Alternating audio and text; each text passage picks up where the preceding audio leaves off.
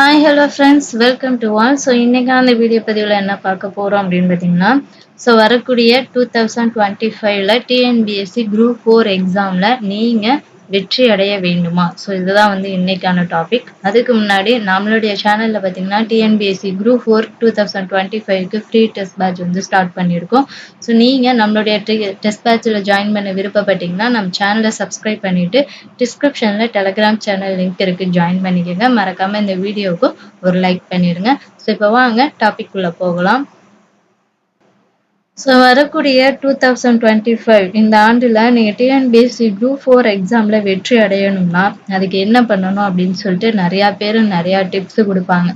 So இப்படி படிங்க, இப்படி ஷார்ட்கட் வச்சு படிங்க, ஸோ இந்த மெத்தடில் படிங்க அப்படின்னு சொல்லிட்டு நிறைய டிப்ஸ் கொடுப்பாங்க. எல்லா யூடியூப் சேனலுமே நீங்கள் பார்ப்பீங்க. ஸோ நானே ஒரு சில டிப்ஸ் எல்லாம் வந்து கொடுத்துருக்கேன்.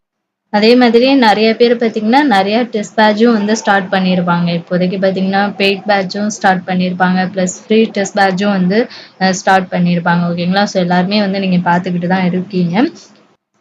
என்னதான் நிறைய பேர் வந்து நிறைய டெஸ்ட் பேட்ச் வந்து ஸ்டார்ட் பண்ணியிருந்தாலும் ஸோ உங்களுக்கு எக்ஸாமில் வந்து இப்படி படித்தா நீங்கள் வந்து பாஸ் பண்ணலாம், ஸோ இந்த மெத்தடை ஃபாலோ பண்ணால் பாஸ் பண்ணலாம் அப்படின்னு சொல்லிட்டு நிறைய பேர் டிப்ஸ் கொடுத்தாலும் ஸோ அதுக்கு நீங்கள் என்ன பண்ணணும் அப்படின்னு பார்த்தீங்கன்னா, அந்த வெற்றி அடைகிறதுக்கு நீங்கள் நினைக்கணும் முதல்ல. ஓகேங்களா? ஸோ நம்ம வந்து நெக்ஸ்ட் இயர் குரூப் 4ல் வந்து பாஸ் பண்ணணும் அப்படின்னு சொல்லிட்டு நீங்கள் நினைக்கணும். ஓகேங்களா?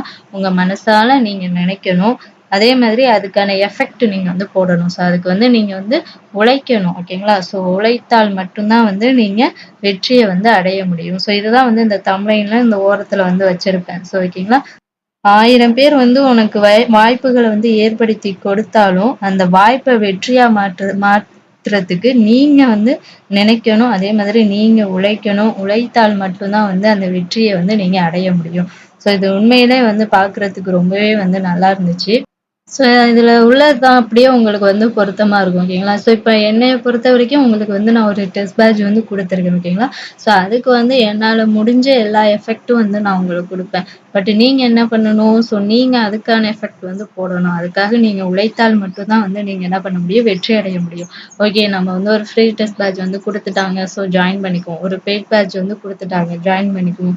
ஸோ ஜாயின் பண்ணால் நெக்ஸ்ட் இயரில் வந்து நம்ம எக்ஸாமில் பாஸ் பண்ணி வேலை வாங்கிடலாம் அப்படின்னு நினச்சா மட்டும் உங்களால் வந்து ஒரு வேலையை வந்து வாங்க முடியாது. ஓகேங்களா? ஸோ அதுக்கான உழைப்பை வந்து நீங்கள் கொடுக்கணும். அப்படி உழைத்தால் மட்டும்தான் வந்து நீங்கள் என்ன பண்ண முடியும்? வெற்றி அடைய முடியும். ஸோ எந்த டெஸ்ட் பேட்சாக இருந்தாலும் ஓகே தான். ஓகேங்களா? ஸோ நீங்கள் வந்து முதல்ல நினைக்கணும், நெக்ஸ்ட் இயர் வந்து நம்ம குரூப் 4ல் பாஸ் பண்ணணும் அப்படின்னு நீங்கள் வந்து நினைக்கணும்.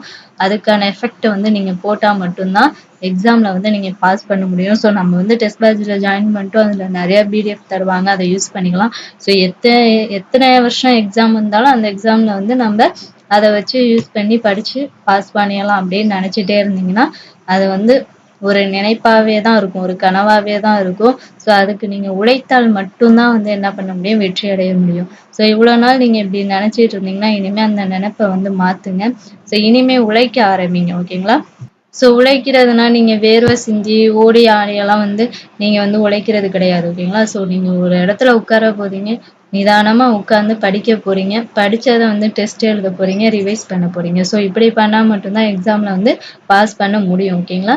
ஸோ இனிமேலாவது வந்து படிக்க ஸ்டார்ட் பண்ணுங்கள். ஸோ கால்ஃபர் வரட்டும், நோட்டிஃபிகேஷன் வரட்டும், அதுக்கப்புறம் நம்ம வந்து படிக்கலாம் அப்படின்னு நினச்சிக்கிட்டு இருந்தீங்கன்னா நீங்கள் உங்களுடைய டைமை வந்து வேஸ்ட் பண்ணிக்கிட்டு இருக்கீங்க அப்படிங்கிறது அர்த்தம். ஸோ அதனால் வந்து கண்டிப்பாக எக்ஸாம் வரும், நெக்ஸ்ட் இயர் வந்து எக்ஸாம் வரும். ஓகேங்களா? சொல்லி அப்படி வந்தாலும் வரலைனாலும் எப்போ வேணாலும் எக்ஸாம் வர்றது தான்.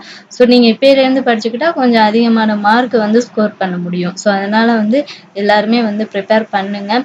ஸோ நோட்டிஃபிகேஷன் கால்ஃபர் வந்ததுக்கப்புறம் வந்து ப்ரிப்பேர் பண்ணலாம் அப்படின்னு நினச்சிக்கிட்டு இருக்காதீங்க. ஸோ இப்போதையிலேருந்து படிக்க ஆரம்பிங்க. Thank you to all.